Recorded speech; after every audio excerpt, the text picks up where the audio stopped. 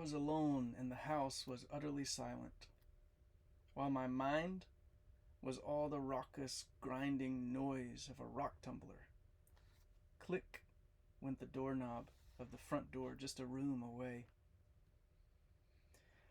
Once in high school, in an attempt to sing, I touched my lips to a microphone powered by an ungrounded extension cable, and a surge of electricity entered my body, shoved me to the ground, and knocked all the breath out of my lungs. Hearing the click of that doorknob sent an instantaneous shock of adrenaline from my head to my toes. Had I not been sitting already, I might have crumpled to the floor. As it was, I froze. All these years later, just typing this out right now puts my nerves on edge, makes it hard to breathe, my fingers shake.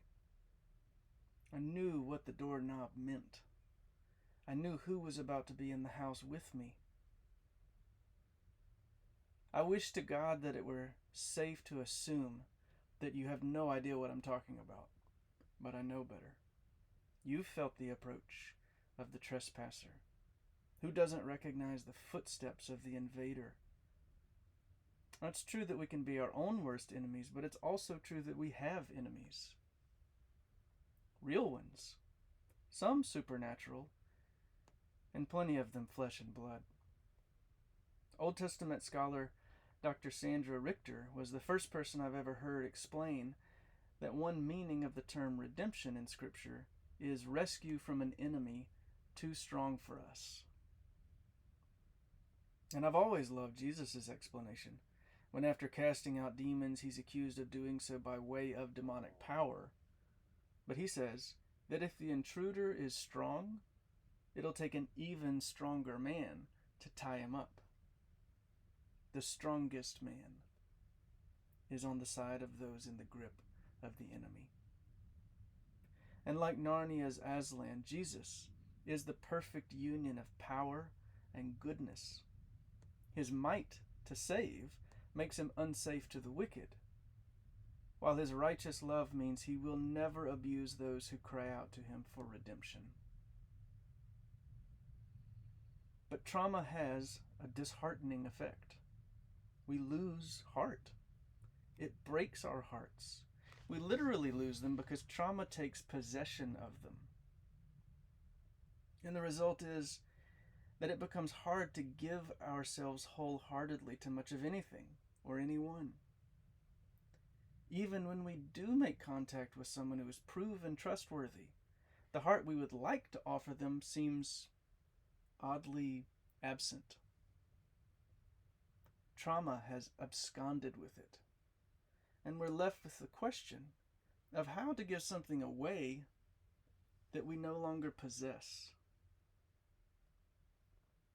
Still, we get little scraps here and there of an old song on the wind that warms our blood. Silver moonlight on the wall surprises us with unexpected beauty in the blackness. Friends make us laugh. Food tastes good. Of course, the trauma is never eradicated from our experience. But now other things happen too. Good things. And they begin to accumulate almost imperceptibly like snow to soften and cover the raw, red soil. Perhaps we even come across stories of people like us. They tell hard to believe tales of lost treasures in forgotten fields, dug up and given glad gleam again by the sunlight. And here are the lyrics to this song, Trying to Get My Heart Back. I went down into the cedar break, down to where the earthquake shook up all the old ways I used to use to navigate. I went looking for a sign of life, somewhere past the edge of night, digging through the trash cans, trying to find a long-lost friend. Trying to get my heart back. Because you can't give away something you do not have. I'm trying to get my heart back.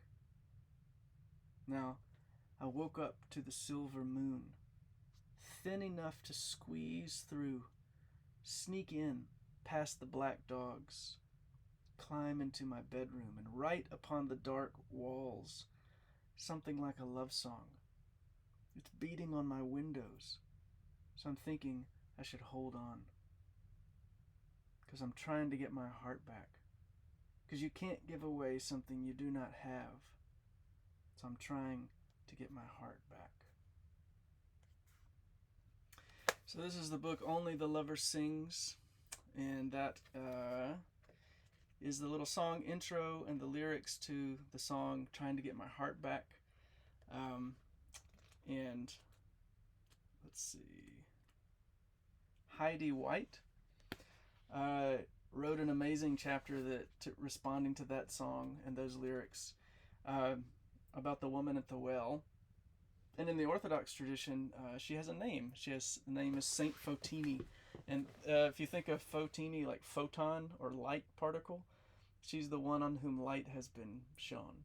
So Fotini is the one who has seen the light of the glory of God in the face of Jesus Christ, and it changes her life. It gives her a new name. And so Heidi White writes an essay called Embracing a New Name, Saint Fotini. When we come face to face with Jesus, we get our hearts back. He can tie up the strong man that has tied us up. He is the strongest man, and he's on our side.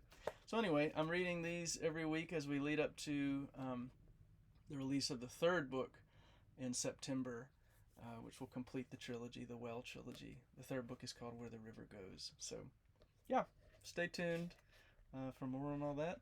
Thanks for listening.